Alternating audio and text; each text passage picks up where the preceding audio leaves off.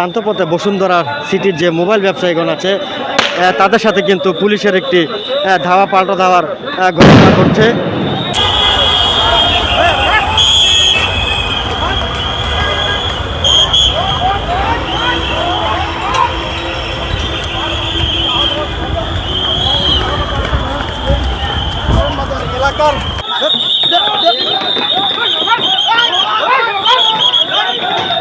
এক কথায় আমাদের ব্যাট শুল্ক কমিয়ে আনতে হবে, আমাদের ন্যায্য দাবিটা ব্যবসা করার দিতে হবে। ওনারা ব্যবসায়ীদের ট্র্যাক লাগাচ্ছে সন্ত্রাসী ট্র্যাক, আমরা সন্ত্রাসী।